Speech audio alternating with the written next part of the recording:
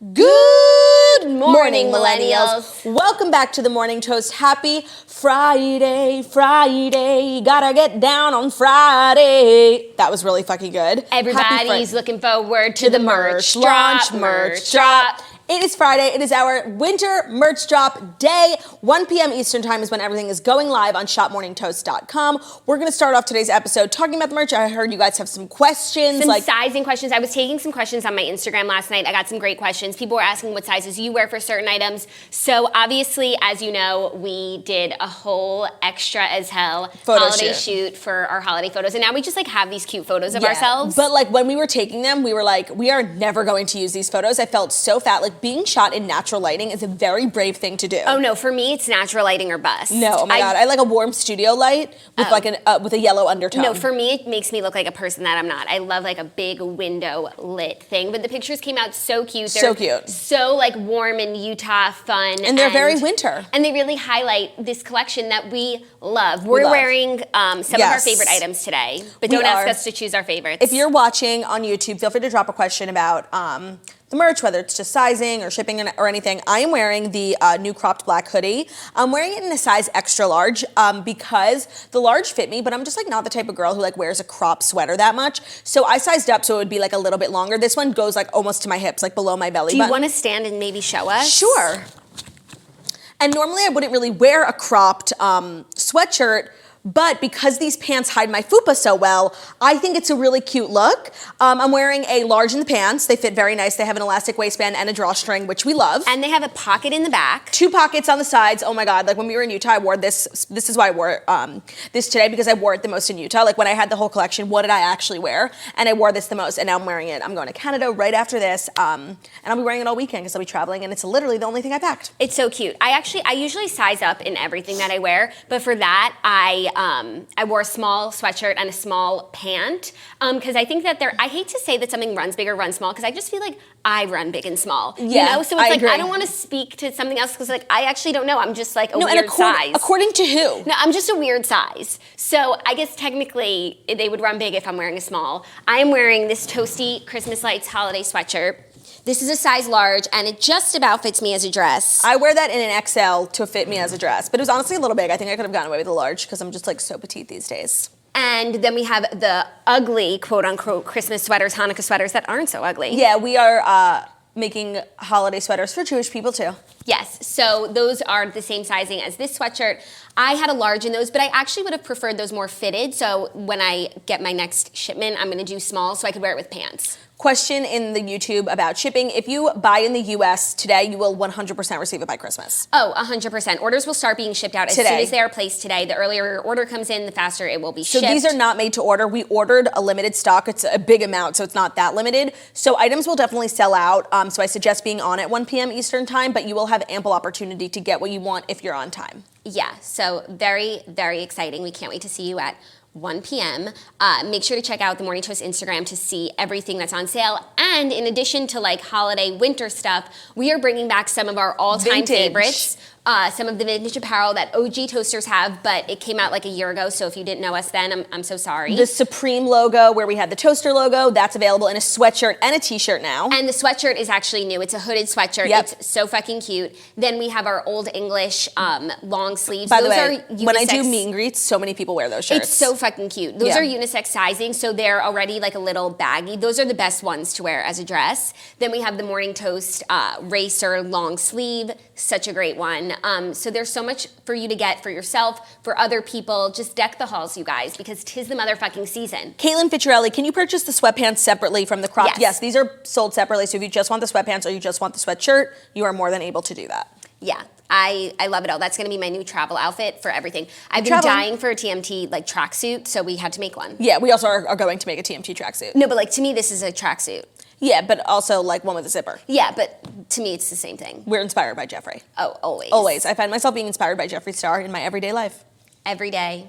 every way. We also have onesies and we have robes. Yes. And I just want to say something about the robes because I know that, like, of course, we're just going to say glowing things about everything that we make. But that robe is the softest, most delicious, most plush robe I've ever worn in my life. And now that I think about it, I don't think I've ever splurged on a robe for myself. Like, when I want a really cozy one, sometimes I'll just steal Zach's. But all of my robes are, like, kind of thin and meh. This robe is just, like, a delicious hug. And it's one size fits all, and it really fits all. And I need to give a Major shout out because I picked up that robe and they were like, it's one size fits all. I'm like, no, it's one size fits everyone except for me. And it fit me very well. And I think if I was heavier, I would have, it would have fit me also. It had much room to grow. Well, yeah, all of our husbands were wearing it. Yep. So if it's me, if it's them, it really fits everyone. So that's just a knock it out of the park. Yeah, it's a great option just to lay around for it. year round. And we have the onesies, which are so freaking cute. And those, I wore a size small in that too, just because I am really short, so I didn't need all that extra material. Yeah, for my sizing, I pretty much wore large for everything unless I wanted it oversized, and then I wore an extra large. Yeah, also the pony does not come with the sweatshirt, Unfortunately. Maybe we'll work on that for next year. Anything else? Oh, we have a mug. Guzzling my way through the holidays with the TMT logo. It's very cute, and it is a big fucking mug. Like, it's not standard mug size. I would say it's XL mug. You could get maybe like 2 coffees in there. It's really, really cute and toasty. And then we have stockings, which were like the first and most obvious thing we wanted to do for the holidays. We're doing a holiday drop. Where are our pink stockings? Yeah, and they're really well done, honestly. Like, the stitching is stunning. They have a hook so you can hang them on your mantle. I don't really know what I'm going to do with mine, seeing as how I don't have a mantle and I'm Jewish, but I'm going to figure something out. Yeah, by the way, I am size 5. I am height 5'1", and I wear a small in the onesie. Someone's saying they're super tall. Will the onesies fit? Yes, because they don't have the toe part. So even if you're 6 foot tall, like it's a cropped ankle. Yeah. Not cropped, but like fitted ankle. Cinched. So it will just look like a pant on you, maybe a capri onesie if you're like 7 foot. It's really premium stuff. I hope everyone can get what they want. Reminder, the website is shopmorningtoast.com, and it's going live at 1 p.m. Eastern time. So that's 10 a.m. in LA. And then if you're in other time zones, just please figure it out yourself. I don't understand time zones, and I don't think I ever will. Yeah, so we moved it to 1 so that everyone could have a fair chance, and you don't have to watch this live show, obviously, but if you are, hey, what's good? Can't wait to see you later. What's good counts? What's good counts? This is the second day in a row where I smell cigarettes. Do you smell cigarettes? No, I don't. Do Maybe you? I'm just becoming... He does, okay. Maybe I do. I'm becoming used to it because of my little sister. It's the ghost of Sneetch's past. Yeah, and someone is lighting up. But it's nice because we really miss her every day here, but now when we smell her little cigarettes, I always think about Carrie Bradshaw, Kathy and her cigarettes, the children's book she wanted to write. Oh yeah, Kathy and her magic cigarettes. Yeah, that's Counselor and her magic cigarettes. By the way, it stinks.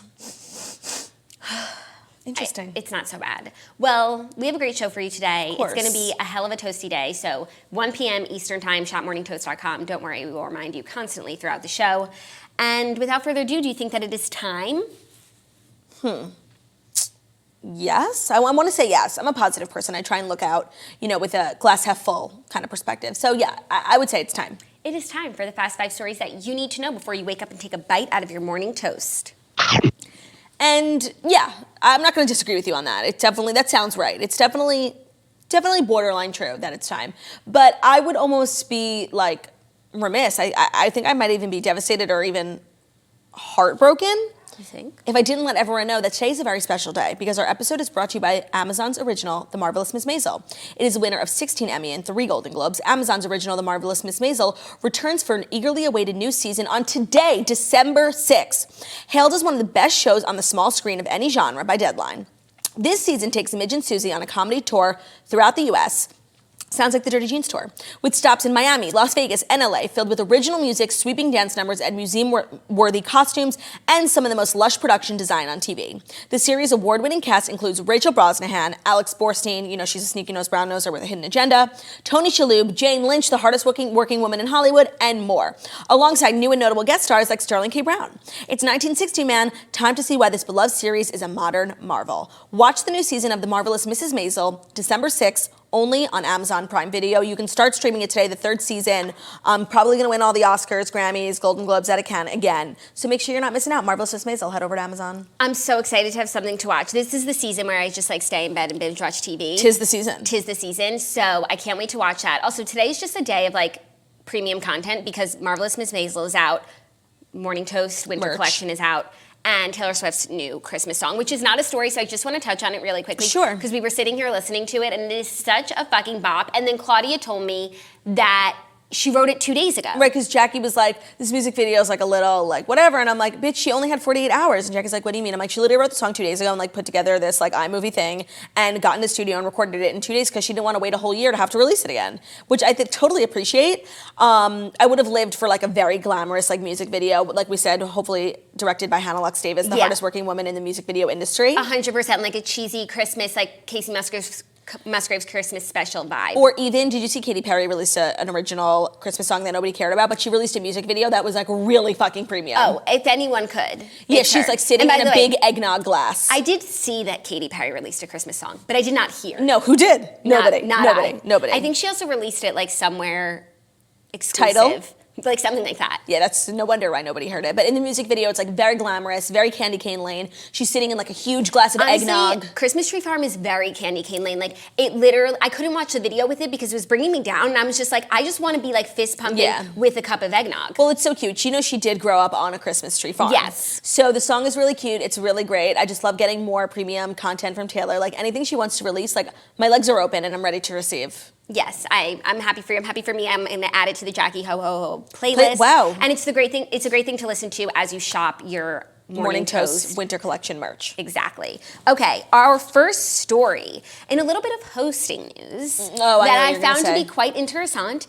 Really, I found it to be quite of a letdown. Oh, but it's interessant that it was a letdown, is how I felt. It's disappointingly interessant. E! News has finally named their co-hosts for their New York morning show version of E! News, because it was weird that they announced that they were moving to New York and it was going to be a morning show, this whole big thing, and no co-hosts, but we knew that Juliana and Jason were not coming. So they have named Lilliana Vazquez and Scott Tweedie as hosts of the morning show. So there's two shows that they're... E! News and Pop of the Morning. Great name. Okay, so it's like you made this huge announcement.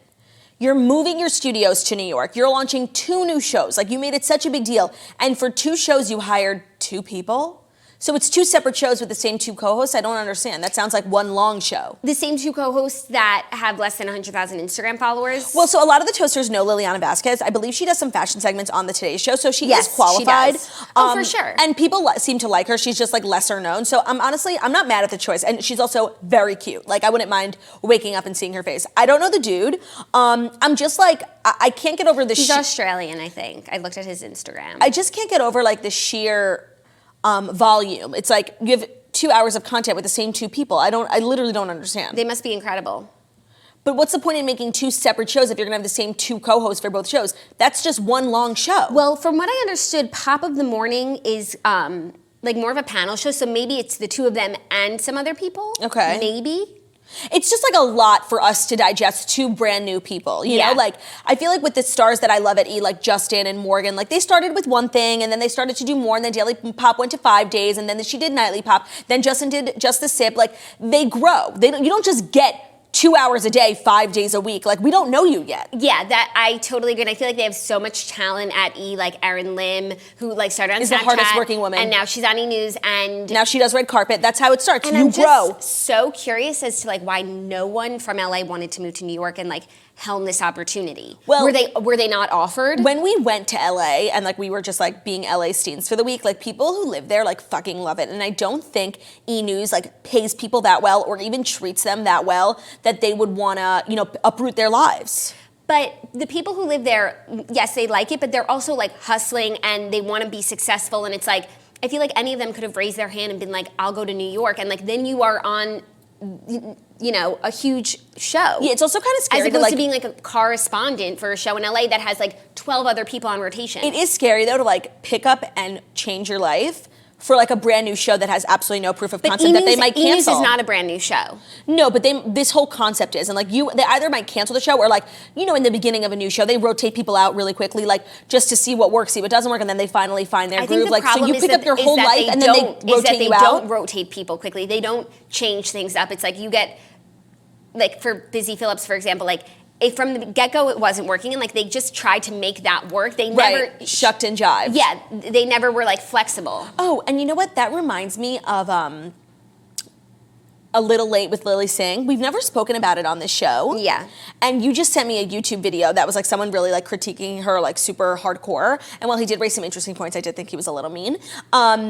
But we never really spoke. I haven't heard anything about it, and I don't know. I went to go search in the morning tube because she's a YouTuber at her core, and I wanted to see what her fans like were saying about her, and there wasn't much chatter about it. I've heard like nothing. I only heard from that video. I honestly didn't realize the show had premiered yet, let alone premiered in September. I thought the video was well done. He made some really great points, and like as a digital person, I was just like writing everything down for myself. Yeah, like if we ever got a TV show, like what not to do. Yeah, but I think the fact that we haven't heard anything about it Can't be good. tells you everything that you need to know. Yeah, it's also like super late.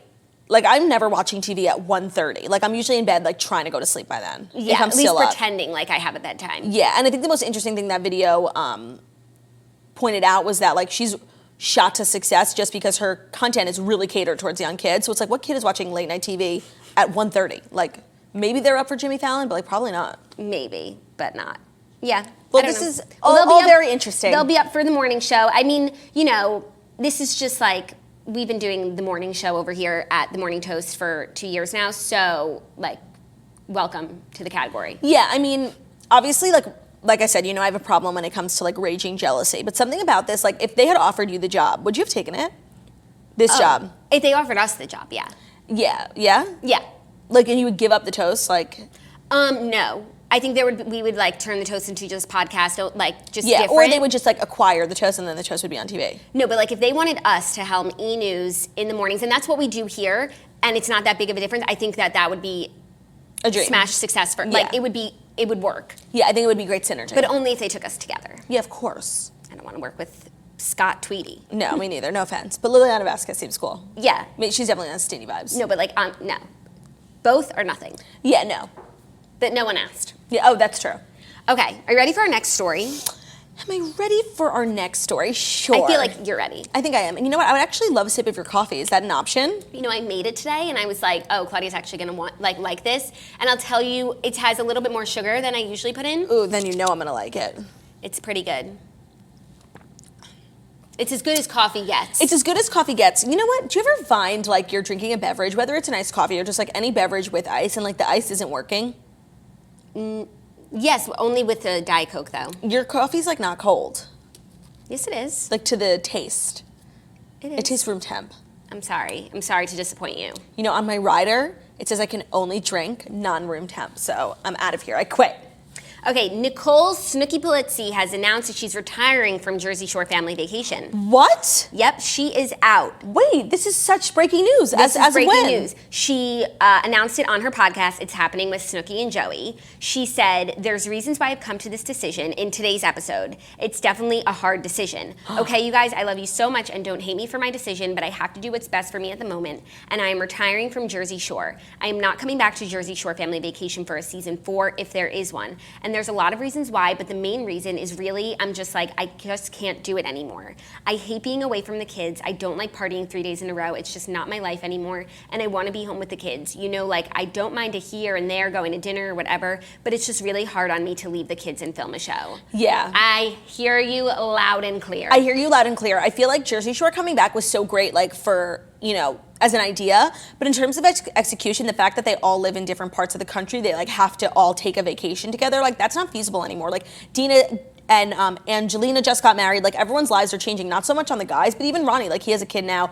Yeah, Mike is married, like they're gonna start having kids soon. Like it's not a perfect formula, like, and it honestly maybe would be able to continue if they all lived like on the Jersey Shore, like something like that. But even still, the Jersey Shore, like what we're used to is like them partying and being funny and drinking, and like you just can't do that at a certain point. And I think physically, yeah. And I think it's great that like she gave us 3 more seasons, but you could feel like the sadness that they just want to be forced. No, but also they just want to be home. Like they miss their kids. Yeah, and they have to go here and act like they're 21 again. Yeah, and to be honest, like I feel really strongly that Floribama Shore is filling the gap that Jersey Shore left in our hearts. And like, I'm feeling really fulfilled. Like I have recently gotten back on the Floribama Shore train and it's literally such a phenomenal show. Like I watched a new episode last night. Like those kids are working overtime. And you know what? I follow some of them on Instagram. I follow Amy and Nilsa, and literally like, they don't stop when they're off the air. Like they are drinking so much. Nilsa literally passed out in her hallway last night. Like that's like who they are to the core. Like they drink that much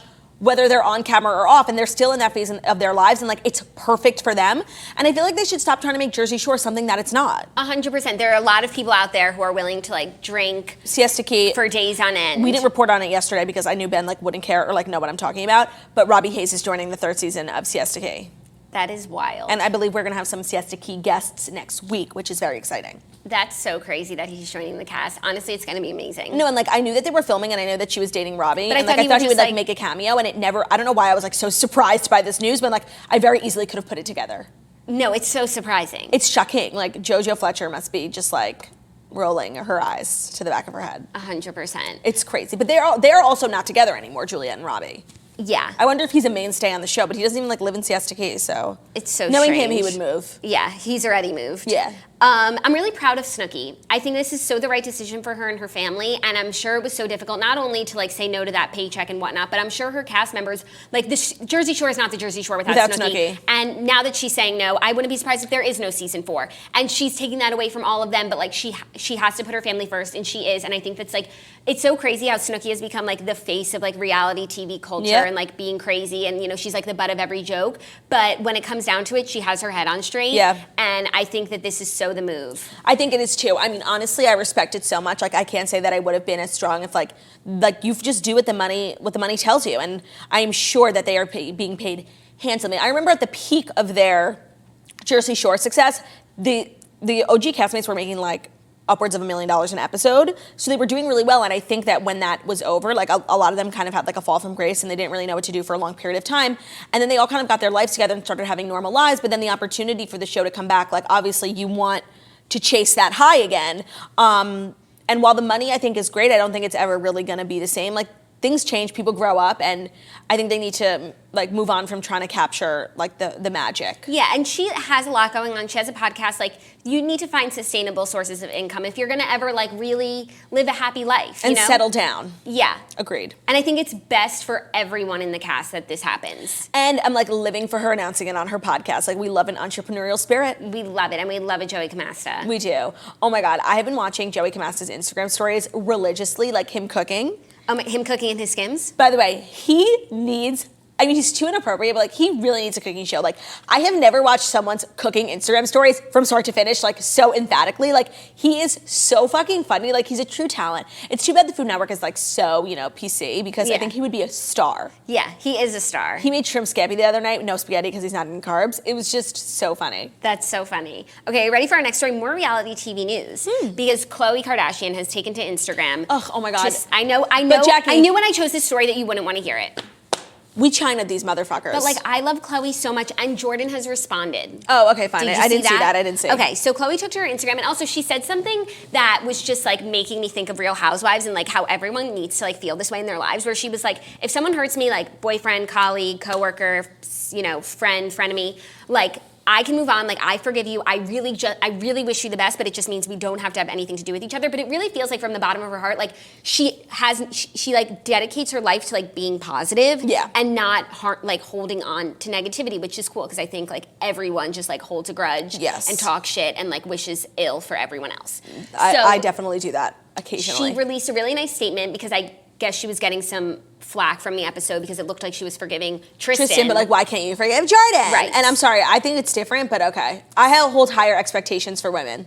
I know that's bad because we're all equal. It's different because Tristan is intrinsically a part of her life forevermore, right, in the form of true Jackson VP. So she has to find a way to make it work. Like, Jordyn, goodbye. Like, they're co-parents now. Like, for the sake of True, they just got to get their shit together. Right. And Jordyn is irrelevant right now. It's not like Jordyn's like sending text messages and apologies and diamond bracelets, Right. And maybe if she was, like, things would be different. Maybe. So anyway, Jordyn reposted a quote to her Instagram stories that read, "Someone somewhere is still discussing the old you because they don't have access to the new you." She then tweeted, "Not every quote that is posted is a sub or a clapback." Wait, Khloe or Jordyn posted that? Jordyn posted that, like, and people But no one was even talking about Jordyn in the episode. No, but in Khloe's statement.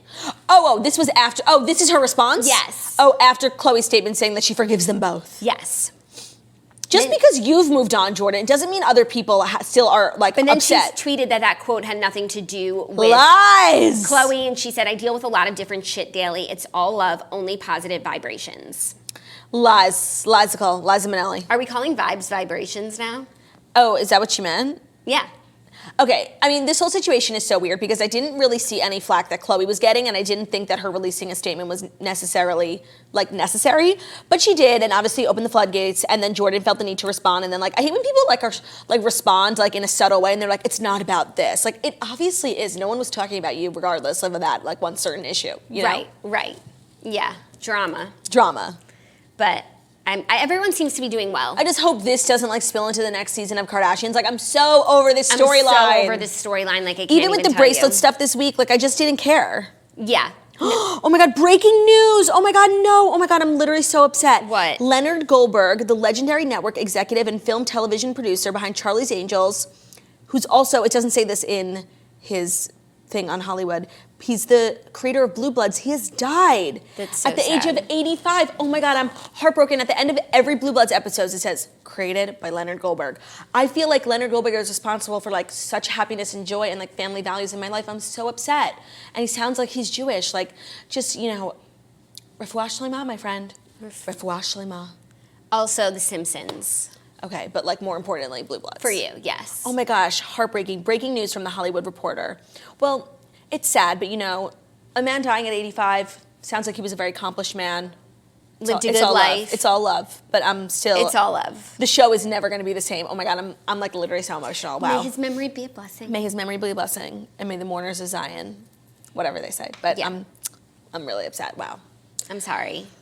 I didn't expect that this morning. No, me neither. We were on such a holiday high. It hits you hard. I'm sorry. Continue.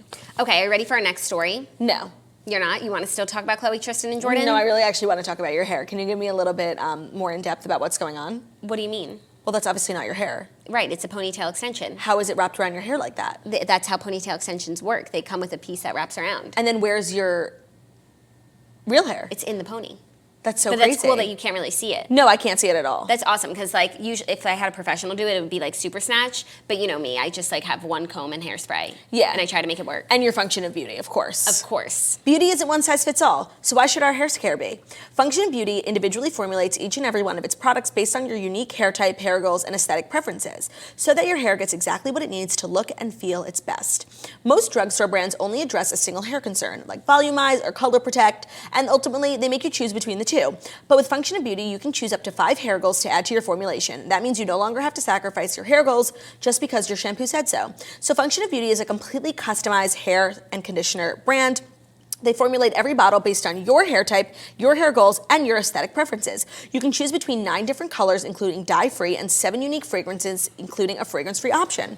The products are so personalized, your name is even printed on the bottle, which I love because then Ben doesn't touch it. It's like, bitch, this is mine. Also, I've tried many different hair shampoo and conditioners in my time, and I'll pay a lot of money for an expensive-ass bottle of shampoo, and it's tiny. Yeah. The Function of Beauty's portions are very reasonable. They are huge jugs, just like me, and I really appreciate the size. It's something that not enough people talk about. Also, there's nothing fancier than monogram stuff and stuff with your name on it.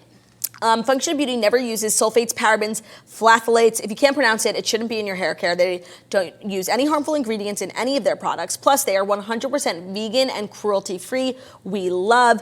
They now offer 3 customized treatments to give as an added boost to your hair goals. So you can get a hair mask for deep hydration, which is great for the winter months. I did one of their hair masks just a few days ago.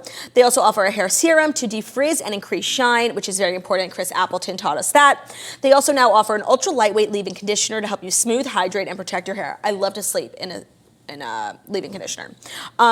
If you guys want to receive 20% off your first shampoo and conditioner set, to redeem, head over to functionofbeauty.com/toast. Take their hair quiz. We love a quiz, makes us feel seen. They ship to the US in many locations worldwide. If you go to functionofbeauty.com/toast, get 20% off your custom formula. We think you'll really enjoy it. Maybe a nice holiday gift for the hair freak in your family or your close circle of friends. Functionofbeauty.com/toast. Sign on. Get shiny, healthy, beautiful hair in beautiful bottles that have your name on it that your husband won't touch. Sign on, shine on. By the way, I was gonna say that. That's so crazy that you said that. But then I thought maybe you wouldn't like it and you would make me redo it or something. Sign on, when shine on. When have I ever made you redo? I don't know, but I was just feeling self-conscious about it. But I want you to know, I had the same thought process. Okay, cool. Yeah. Sign on, shine on. Are you ready for our next story? Because it's a little bit of biz news. Oh, by the way, I have to say, I was able to watch the show yesterday, and a few things had me crying. First of all, Ben pretending like he knew what was going to happen for biz news. And and then his arms just became like chicken arms. Yeah. It was so funny. And secondly, Sandy foreskin. And Wow. By the way, Ben kept doing that in the car on the way to the Brits, and I was like, what are you doing? It's so funny, and I feel like it was funnier to, like, if I was sitting here and he was doing it, I wouldn't have found it as funny, but that's literally what happens at a Brits. No, because it's so quiet, everyone like doesn't really know what's happening because you can't see the baby, but then all of a sudden you hear the snip, and then the baby, like, there's a beat. Wah! And it's like, oh, it's over. Now we eat. It's so funny. If you've ever been to a Bris, like, Ben really nailed, like, the real vibe, you know? That's so funny. Okay, a little bit of biz news that I think is just going to be pertinent to everyone's situation. Rent the Runway has partnered with W Hotels, so you can now pack lighter. Rent the Runway is hoping to make packing for your vacation a little less painful. The clothing and accessories rental service has teamed up with Marriott International's W Hotels brand to launch a one-of-a-kind rental experience at 4 locations: Aspen, South Beach, DC, and Hollywood. So those are good locations. Starting Thursday, visitors to these hotels will have the option upon arrival to pay a $69 fee and pick 4 styles from Rent the Runway's curated selection to wear during their stay. The clothing will take into account the climate and surrounding activities like skiing or hanging by the pool. Rent the Runway will ship the items to W Hotels, where they will be delivered to one's room. At checkout, the clothes can be left behind in the room. Wow. I mean, as someone who has almost on every trip she's ever taken had like a Revolve or an ASOS order sent to my hotel just in case I didn't have enough options, like this is something that definitely I feel is catered towards me. Yeah, no, this is pretty genius, especially when it comes to skiing trips. And this was so hard to pack that stuff. Yeah, on Shark Tank this week, there was a genius company that's pretty much like Rent the Runway for ski kits. Like you order everything, they sent it to your destination. It's the clothes, it's the gloves, it's the goggles, because it's annoying to pack that stuff and it's expensive, especially if you're not like an avid skier. So I thought it was a great idea, and obviously Rent the Runway watched Shark Tank this week, and they just scooped that right up, partnering with Aspen. It's a really good idea. This is a great idea. So cool for everyone, and I know we have so many toasters who do Rent the Runway. We love Rent the Runway, and if it's like a bigger, a sponsored story, by the way. Just I thought it was really cool. If it's like a bigger thing, like obviously like, this doesn't really help anyone right now. Like with the 4 locations, it's obviously just a test.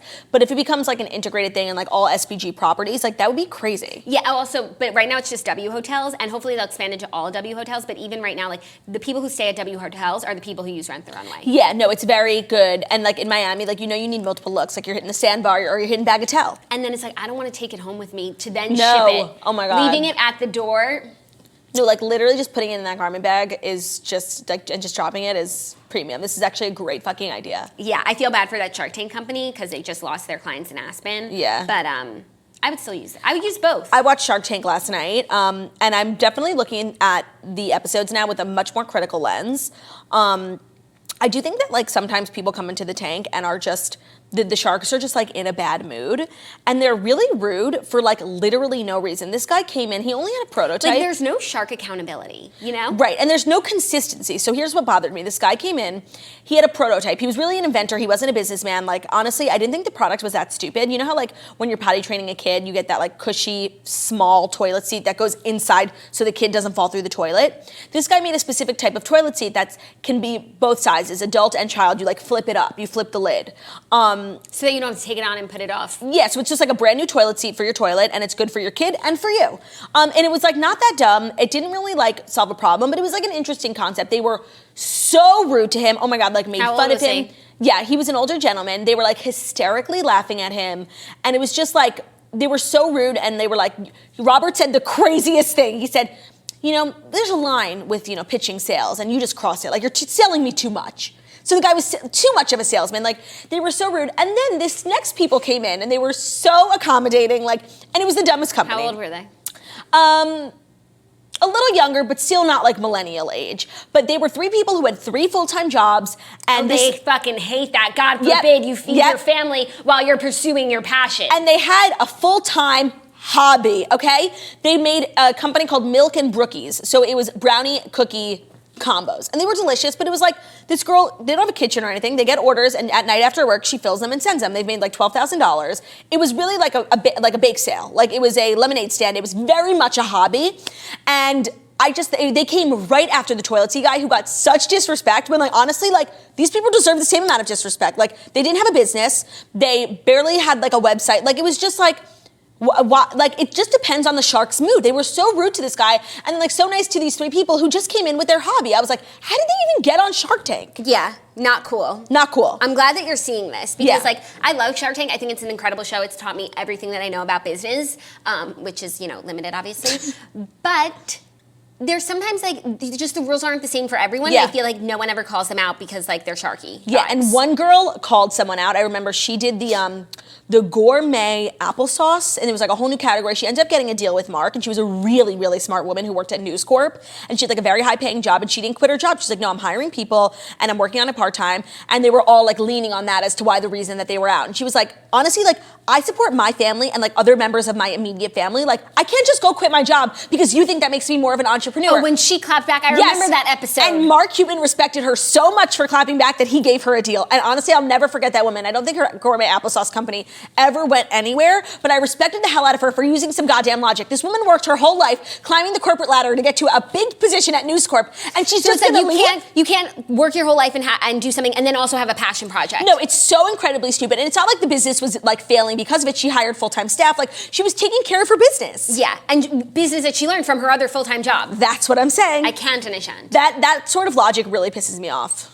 100%. Okay, our 5th and final story is a little art news because it's Art Basel right now, and I saw this story and I just thought, wow, I can't wait to hear what my sister Claudia has to say. Is it at the this. banana? Yes. Yeah, okay. Okay. A banana duct taped to a wall sold for $120,000 at Art Basel in Miami this week. The work by the Italian artist Maurizio Catalan, who is Italian Kimber's father, is titled... Wow, Italian Kimber's about to get a real nice upgrade. Payday. Yeah. Is titled Comedian, but the gallery representing Catalan says it's not a prank and that every aspect was carefully considered, including the exact placement of the banana on the wall. Oh, please. The demand for the work was so high, they raised the price to $150,000 for another edition. Do they tell you who bought it? Like what moron? No, I didn't see that. Do you remember when Banksy... Sold to a Frenchman, French camper's father. Oh, wow, competing. Do you remember when Banksy auctioned off like this huge piece of art and then the second it got bought, it was retroactively shredded and that was like part of the art? That was funny. I'm sorry, this is so stupid. And like, I fully understand that I'm not in the art world. I don't really understand art. Like, I've never seen the Mona Lisa, but I heard she's super small. But like, I respect it, but like, I still don't really fucking get it. And like these enormous prices, like for literally like a cube. Like, I just don't get it. So having said that, I don't get this tenfold, and I think this is so incredibly stupid, and like, this makes a mockery of art. Yeah, this makes art, like, the Mona Lisa is incredible. Like, there's so much art that like everyone can see and see why it's worth stuff. There's like abstract art where you just don't understand it, and this is a farce. This is a farce. This is farce. Which is shocking because I think Art Basel actually, like, I've seen some of the work that like gets put up there, and it's all like really cool contemporary like shit. Like, I might actually hang in my apartment. So like, now it's like you're bordering on stupid. And like, where do you You've crossed the border. Where do you draw the line in the art world? And I'm not in the art world. I'm not a gallery girl, so like I can't really speak on it. But like, how do you draw the line between what is art and what is stupid? It's right here. Now we know. And it's all subjective. So it's like, I'm sure there is someone out there, obviously the person who bought it, who thinks this is fucking brilliant. And what happens when the banana rots? Rots. You have a rotting banana. And then how do you transport it? You take the duct tape off the wall. And then you like re-duct tape it? And then like, what if it loses its stickiness? Stickiness, that's a really good point. Oh my God. Like, honestly, French camper's dad is shaking. Like, such a moron. Who's your favorite artist? Ooh, my favorite artist is, I think, Mr. Brainwash. Yeah. I love pop art. I think my favorite artist is probably, I don't know, he's French, Dr. Theodore Chemin. Oh, I mean, it's his medical background that really allows him to just bring like a certain flair to the pieces. He's got a certain zest for life. He really does. And then also his history, like he brings a bit of like Russian 18th century modern into his artwork, but then also a contemporary American vibe. You know, he went through a lot as a kid, and I think that kind of troubles him, and he's a disturbed kind of artist, my favorite kind. But I think also because of his upbringing and his childhood, he didn't have much of a childhood, so his art allows him to like explore the wonders of childlike imagery. Yeah, the imagery is so important. He's at Art Basel right now, and I heard he's just like taking the town by storm. He's the toast of the town. He was on the yacht with Bella Hadid and Kendall Jenner. Like, he was just cropped out of a photo because he's very private, but like, just the stars are loving his work. Honestly, I've like never really wanted to go to Art Basel. I find like it would probably be like a lot of traffic. Just like, I hate certain like cities that get super busy for like one moment, you know what I mean? Especially Miami, even when it's quiet. Yeah, but like watching Bella and Kendall like look like they're having so much fun, like I wouldn't mind going like with them. Like they get, a nice big bus that takes them everywhere and they look like they're having a good time. So I wouldn't mind hanging out with them. Speaking of a nice big bus, it's time for a Real Housewives recap. Let's start with Dallas because that bus. It's time for a Real Housewives recap. Brought to you by a brand new sponsor, the Cereal School. I love a cereal school. Now that we're adults, adulting, some childhood memories seem out of reach, especially treats we used to enjoy. So true, like why can't I just have a bowl of cereal in the middle of the day? Remember picking out your favorite sugary cereal before we were all told to avoid extra carbs? But most sugar-free cereals are bland, dry, and get soggy way too fast. Couldn't agree more. And the cereal milk doesn't taste good either. That was always the best part. That's all changing thanks to the Cereal School.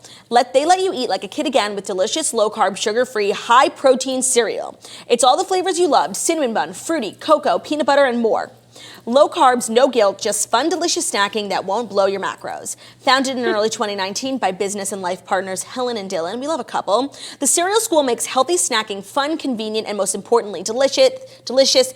I have been having this peanut butter flavor in my house for like a few weeks now. Ben is obsessed with them. It's a great snack. And really, like, I am the type of person where like smells and tastes immediately transport me back to certain moments. So it's like, whenever I smell truffle, I am reminded of the time I threw up on Montauk Highway. But when I have these peanut butter things, I literally am immediately transported back to us sitting in the morning at like 7 a.m., all having cereal in our little Teletubbies bowl, like in our kitchen growing up. It's actually crazy how much, like, I miss that. No, totally. And what's great about the Cereal School is, one, they're very keto season friendly, like super health No friendly. gluten, grain, lactose, soy, or sugar, and they have 16 grams of protein per serving. And the way that they come in almost like bags of chips. So it's like one serving at a time. And also people love to eat dry cereal. So like you could take the bag with you and just eat the cereal out of the bag, or it's just one serving, one bag poured into a bowl with milk. Like it's so versatile, but also like made for people on the go. I think you can also actually put milk in the bag. Oh my God. Yeah. Single serve packaging so you can mix and match flavors to create your perfect variety pack. They are perfectly portioned. There's no guesswork or tedious measuring.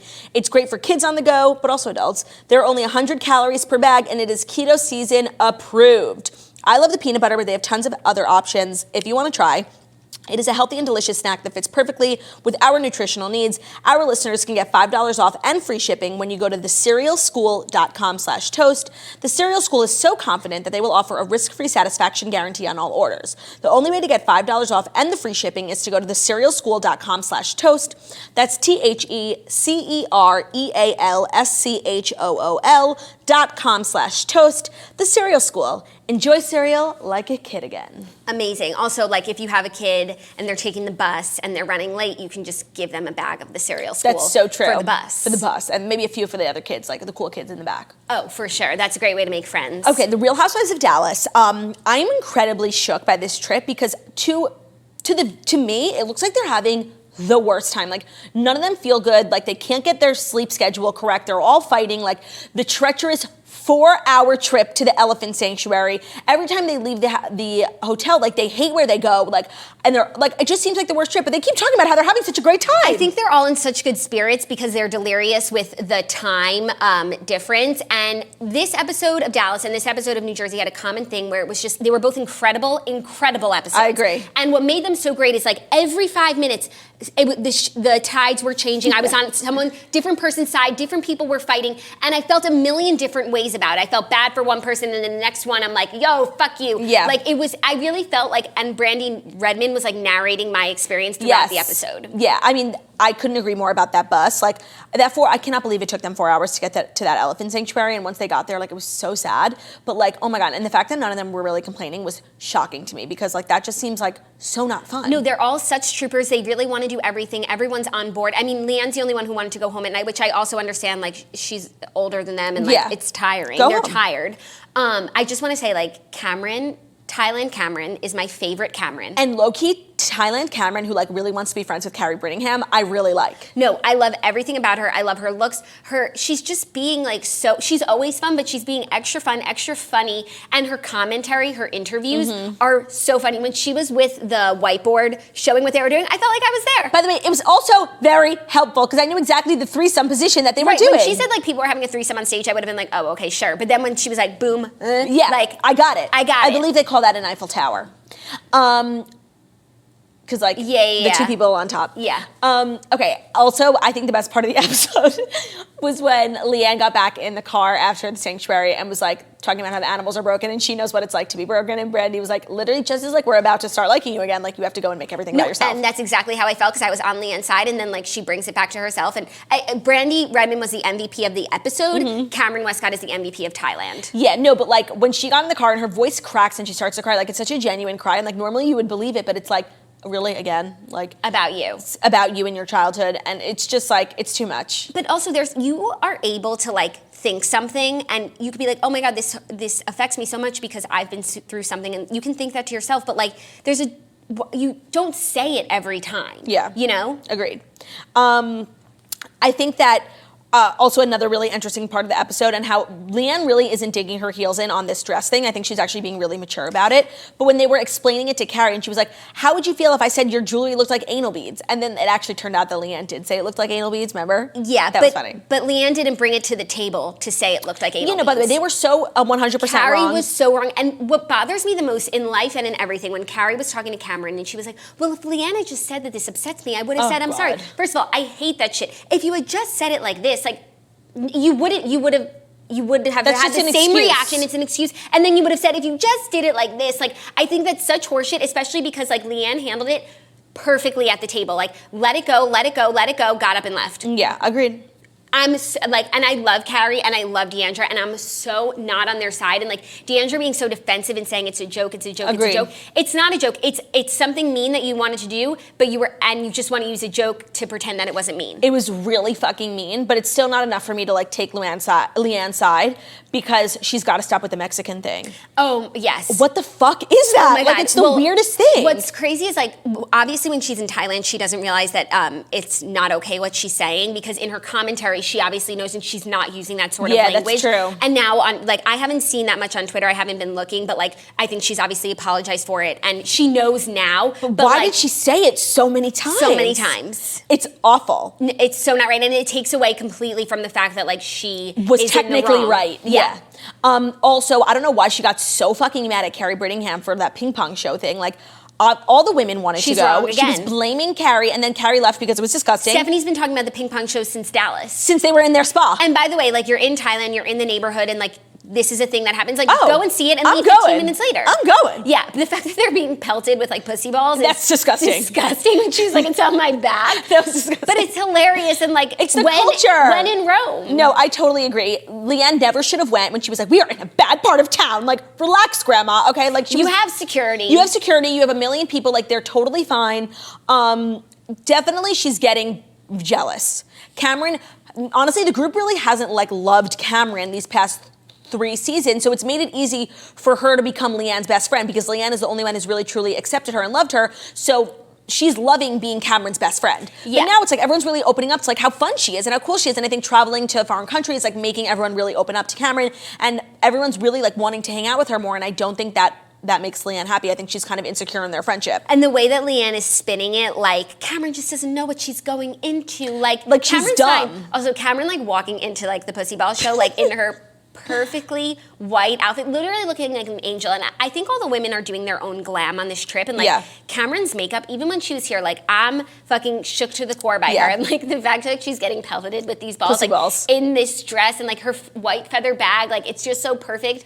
It's hilarious. Also, people are saying that they don't think that Leanne has apologized in current time, and that they're going to spend a lot of time on it at the reunion. They should, and like she needs to be held accountable. Apologize. It's really weird and it's really bad. And now it's like anytime she gets mad at Carrie for something that might be like stupid, you have to question why she really is like getting mad, you know? Because all signs lead to like, you know, the obvious, but it's really fucking weird. Yeah, I understand that she doesn't like Carrie, and Carrie is like not letting Leanne get away with her usual shit. But there's a way to say that without like slapping yourself in your face. Come on, Mexican, you're all strong. Mexican. Yeah, I was like, oh my God, please stop, Leanne. And then she brought up again in the cab. Yeah. Like, shut up, shut your mouth. She's so dumb sometimes. Yeah. Other than that, great episode. I think we have one more episode in Thailand. And yeah, there's such. I mean, when Cameron gets back to the hotel room and Leanne is like screaming. I need to know what happened between. Oh my God, like you do not scream at Cameron. I can't even tell you how she's like becoming one of my favorite housewives. We were with 30 sex workers tonight. So that's literally. Why are you yelling at me? No, and literally that's, you guys like actively chose to go do that. Right. It was very weird. Very weird. Okay, New Jersey. New Jersey. Oh my God, incredible episode. Incredible episode. I mean, we're on the same page, right? Jennifer threw herself off the horse. Oh. There is, Jackie, like, is that I thing? rewatched it twice. I didn't see people saying it on Twitter, but like she literally like leaned over and I didn't fell. know what you were going to say when we're on the same page because I'm not on any certain page I'm not about on anything. any page either, but 100% Jennifer like fake fell off the horse. She had full control. She like, you could see her like putting her momentum like into the water. She's very much like made for TV and she's enjoying being a star. And that's why like even when she said, really Dolores said last week that you guys aren't friends, like she knows what she's doing. She's an actress and I very much appreciate and stan, but she's an actress and she could have done a little better job pretending to fall off the horse. The only reason why I disagree is because that horse was filled with poop water and she is like... Okay, by the way, it wasn't filled with poop water. One of the horses pooped at the shore. No, but they do that every day. They poop multiple times a day. They poop in the water all the time. That is poop water. By the way, like I always know, like when a group splits up, one of them is going to have a good day and one of them is going to have a bad day. And like I always think, like if I was on the trip, what would I do? And I would 100% have gone to the beach. And I always feel really good about the fact knowing that like I always choose the right thing. Yeah, but I think actually if I were there and I had never done that before, aside from the poop water, if the water wasn't like super poopy, I would have loved to ride horses on the beach. It's like you go all the way on these trips, like I like to try and do something a little different than what I'm used to. No, I don't abuse animals in captivity, so I probably would have gone to the beach. They don't look like they're being abused. They're literally like being held on a tiny beach, like shitting in their own homes, and it's just, it doesn't look like very well kept, and I don't believe animals should be our entertainment. I don't. Sue me. I think it seemed okay Sue to me. me. It seemed okay to me. And I just can't lay on a beach all day, like on a lounge chair. I just can't. Oh no, that looked nice. Dolores like put her cover up on. I very much related to her. We need to talk about Dolores. Yeah, because I actually really like her. I think she's super smart. I do think more often than not she's on the wrong side of history because she's very loyal to Teresa. But that's just her thing. She's like a loyal Italian. She'll tell you that 100 times upon meeting her. And in that conversation with Jackie, she was being so harsh and so mean. But for some reason, I can't get with Jackie. Like I don't find her sympathetic at all. Yeah, so overall, I was really going back and forth throughout the episode because on the one hand, I understand completely what Dolores is saying. Like, not everyone is your cup of tea. This girl's not my cup of tea. Like, that's that. But like someone can be not your cup of tea and then you just like move on. And even though it was brought up by Jennifer, like Dolores really digging in and like just going out of her way to say, I do not like you, like you're not my cup of tea, we're cut from different cloths. Like it was mean. And Jackie kept saying like, you're judging me. Jackie does this annoying thing where she like harps on one word, bullying. Yeah. And it's like, that's not the exact crime that's being committed. Right. And what Dolores was doing is she was just being mean and bitchy and like, and it's so weird because it's like, and everyone's like, you can't judge someone else. All we do all day as human beings is judge, but like if you call someone else judgmental, it's like it's all of a sudden like they can't do that. When to Dolores, she's just speaking her mind. I don't consider it a great loss, Dolores. Okay, Jackie. It was just like Dolores was just being too mean, and no one was happier about the whole dinner than Teresa. For sure. And I think it was really like a Teresa organized attack. Yep. I agree, and that's my problem with Dolores is like I said, she's always on the wrong side of history, but I just like the type of person she is. Like I get her vibe. Her and Jackie couldn't be more different, and they would literally never be friends. But you don't have to say it so loud. Like it was really bordering and not like on take such pride in it. Like if there was someone who I just like didn't vibe with, even though they had been friendly, so it's not like they have like they're totally opposite. Like I think Teresa and Jackie are totally opposite. Yeah.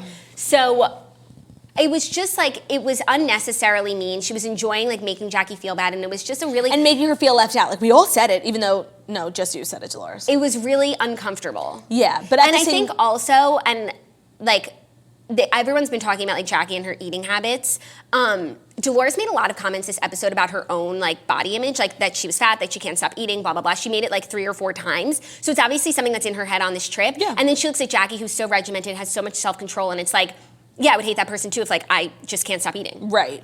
Also, it does turn out, we spoke about this last week and I didn't know for sure, so I didn't want to speak on it if it was true or not, but Jackie did actually end up tweeting that thing. Like maybe if you watch what you eat, you wouldn't need to get liposuction every day, which was in a very obvious dig at Jennifer, who got a tummy tuck after having 5 kids and then just got a little bit more liposuction after she lost 25 pounds.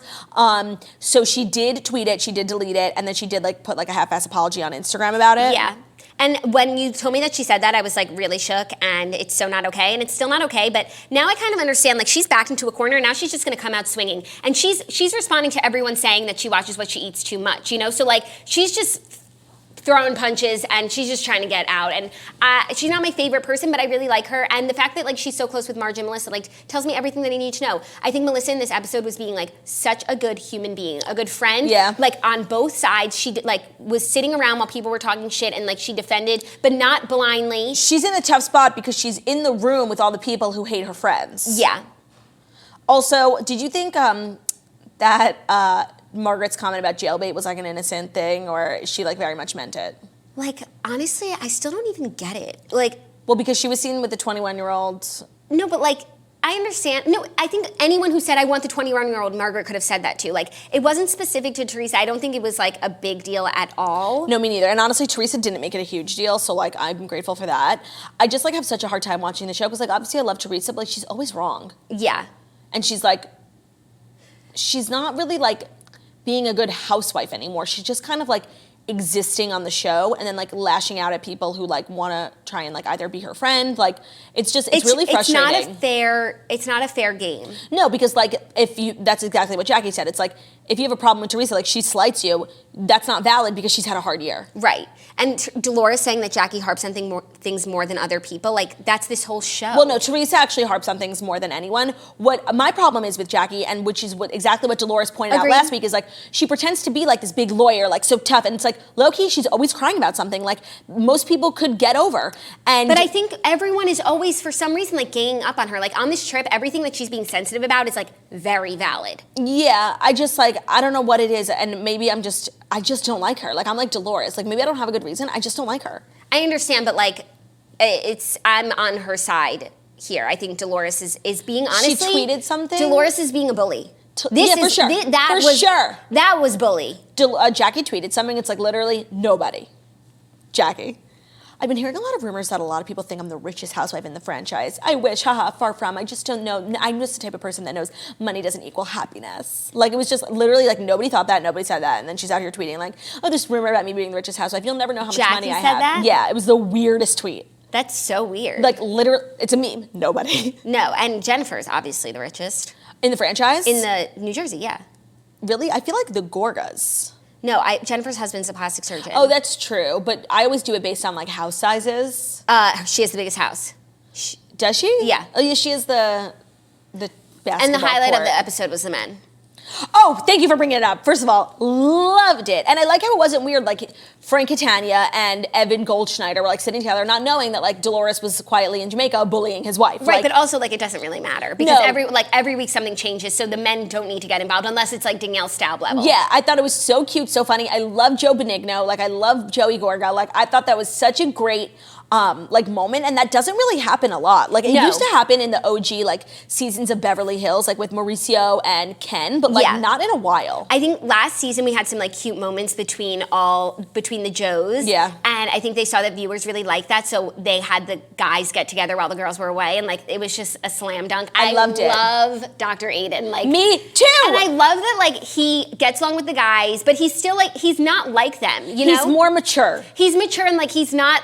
He doesn't talk like them, and like he's not as open, but like he still is personable. I thought he did such a good job of like still coming off as a respectable doctor who I would let like put me under anesthesia, but also like a cute, funny husband. You know, 100%. And like the transformation of Dr. Aiden, of the Aiden relationship from last season to this season. It's like he saw himself on TV. He was like, I'm not that person, and he is working overtime to show America what he's all about. He went to Watch What Happens Live this week with Jennifer. He sat in the Oprah seats and he was on TV. He was just so cute and so funny. He's and, a rock star. He's a rock star, but he's really doesn't want to take away from the shine that his wife gets because she like loves the spotlight and he like loves that she loves it. And I think he's really seeing the value that she adds to his business. Like I can't imagine that they haven't gotten so many more customers. I would go to Dr. Aiden. I would go to Dr. Aiden. If I lived in New Jersey, he's so respectable. And I just think like he was against the whole thing in the beginning. Now seeing A, how happy it makes his wife, and B, like how it actually is benefiting his business and his family. Like I think he's so on board and I like love him. No, I love him. And he got like hotter too, just from like being cute and nice. Yeah, I just want to say like overall Jennifer is an incredible addition. She's a star. She's becoming one of my favorite housewives, and she might even be like, I mean, I love Marge and Melissa, so it's tough, and I just need them to like be a threesome. I know. But they don't like Jennifer. I know. And it makes me sad. No, they don't dislike her, but like... But they just stan Jackie, and her and Jackie are always butting heads. But they're also friends. Yeah, it's so weird. It's so weird. I just love Jennifer. I love what she brings to the table. And I even love that she said Dolores doesn't consider you a friend, because otherwise we'd have to wait till the reunion to hash it out, and by then I'd be over it. Yeah. So I understand that she was being a shit starter, but like, she just said what was said. Yeah. Don't say it if you don't want it coming back. Agreed. Other than that, the trip is like a little sad. You know, it's just not like a great trip. It was reminding me of the OC trip. It's like a little low budget. Yeah, the rooming situation is making me sad. They had to take a bus to go to the beach. Yeah, oh my God, that made me very upset. What the fuck was They're that? not staying at a beachfront hotel. Yeah, it was, the whole trip gave me very budget cut vibe. But something that happened last episode and this episode is like in between all like the drunk funny moments and the fighting, etc., they're having some really deep conversations. And last week when they talked about like fertility and gender disappointment, I thought it was so wonderful how they were all being so open, especially Teresa. I just thought it was like such a beautiful moment. And then of course it went right into a fight. But it's like at the end of the day, they're all just moms, you know? And usually the women of New Jersey like aren't so open, and I just thought it was a really, really nice moment. And then this week when Teresa was talking about Joe and Melissa was like, I think they're going to make an example out of him, and was like, they were going in and out of being shady, deep, funny, everything, and that's what I want for my housewives. Right. So between Dallas and New Jersey, like these two episodes, I was riveted. I watched them back to back. I did not go on my phone once. Me neither. It was really good. It was so much better than OC. Like, it was really, like, real connections. And that's the thing. It's like New Jersey, like, obviously you need to cycle in new housewives, but so many of the women are so, like, OG, like, they've been known each other since high school. Like, Dolores, like, Teresa could have only had that kind of conversation with only Melissa and Dolores, like, family. So while, like, I love having the new housewives, they do limit that kind of rapport, because Teresa and Dolores would never be comfortable having those types of conversations, you know? Yeah. So all in all, like A+ week from Bravo. Yeah. Really good stuff. Really good stuff. You know what else is really good stuff? Morning Toast Winter Collection dropping at 1 o'clock p.m. Eastern Time. That is 10 a.m. Pacific Time. The website is shopmorningtoast.com. We have limited stock. It will ship immediately. You should be able to get what you want as long as you're on at 1 p.m. There are still some of the back-to-school items in stock if you missed out on that. We are restocking old vintage items that were highly requested, like the Supremium shirt that now also comes in a hoodie. We're getting the old school English long sleeve shirts and the racing shirts, right? Yep. So just tons of good stuff. Make sure you check out shopmorningtoast.com. I think that's it. We have ornaments for your Christmas tree. They're so cute. And like, I can't have a Christmas tree, obviously, but like, oh my God, I'm so fucking tempted. We have stockings, and then if you need some stocking stuffers, you can get pop sockets, you can get koozies, you can get anything. I gotta see a picture of your stockings on the mantle. Oh, someone has to take it for us because we're Jewish. And also your ornaments on the Christmas tree. Like, you guys, it's gonna be such premium stuff. When you order today, you'll be getting it within a matter of days, and you can just enjoy it all season long. There are some specific holiday things, but like, I'll be wearing this all winter long, this Toasties Christmas light sweatshirt. Yeah, no, I'll be wearing this jumpsuit for the rest of my life. For the rest of my life. My robe for the rest of my life. Till the end. The onesie for the rest of my life, because they're great for the holidays, but they're not holiday specific. If you want to see more pictures of the items, head over to our Instagram, The Morning Toast. We posted pretty much everything except the mug, which got shafted. Oh my God, justice for the mug, you guys. It was an oversight. But if you want to see premium pictures of us in our outfits, how we size, how we look, and then also the product shots, you can get more detail on our Instagram. The Morning Toast is obviously the username. I believe that's all we have for you. That's all we have for you. I'm just going to run through some prices really quickly. Oh, yeah, please. The onesies are $65 each. The beanies are $35 each. The beanies are so cute. What's the most expensive item? The most expensive item is the robe, because it's just made out of premium material, and the robe will cost you $75. So everything's still under $100. We try and keep it nicely priced for you guys. Yes, we really, really do. Our ugly Christmas sweaters are $50. There's two. There's a red and a blue, a Christmas and a Hanukkah. Yes, happy Hanukkah, everyone. The TMT cropped hoodie is $60. And what else? The holiday mug is $25. And how much are these matching sweatpants with the cropped? The matching sweatpants with the cropped are $60. Okay. The Supremium toaster tee is $30. The Supremium toaster hoodie is $60. I can't wait to get that. This toasty sweatshirt that I'm wearing is $50. I think that's going to be a bestseller. Sizing goes up to 5X in this sweatshirt and the two. Oh yes, we got a bunch. We hear the Hanukkah and the Christmas sweater. We heard your complaints. all three of like probably the top sweatshirts. sellers are going to be going up to 5X, so you can get your size. Don't worry. Do not fret. And then the long sleeve restocked items, the Old English white and black long sleeves are $40 each. So yeah, there's really something for everyone, and we can't wait to see you all wearing it. Woohoo! We love you guys so much. Thank you for the never-ending support. We hope you have an amazing weekend with your new merch that hopefully will be arriving early next week. Hope you can get what you want. Thank you so much for listening to The Morning Toast, the Millennial Morning Show, where we go live Monday through Friday, 10:30 a.m. Eastern Time on YouTube. So please, if you're watching this on YouTube, subscribe, give this video a thumbs up, leave a comment. We're also available as a podcast pretty much anywhere podcasts can be found. So that's Spotify, that's iTunes, that's Stitcher, that's Public Radio, that's iHeartRadio, that's CastBox, wherever you listen to podcasts. Subscribe to us, leave a 5-star review about how stunning, smart, beautiful, and skinny we are. Shopmorningtoast.com is the website for merch. I am headed to Rama Casino in Aurelio, Ontario today for a show tonight. If you want to come, tickets are available at girlwithnojob.com, and I'll be in Tarrytown, Westchester tomorrow. I think Jackie will actually be there, right? Perhaps. Okay. It's going to be a surprise. And it's there's like very few tickets left, so check it out. Also, just if you want to come see me, tickets available at girlwithnojob.com. Shopmorningtoast.com, 1 o'clock p.m. Eastern Time. We will see you guys there. If you really want something, get on at 1 o'clock just to alleviate your pit and make sure that you get it. Love you. Bye.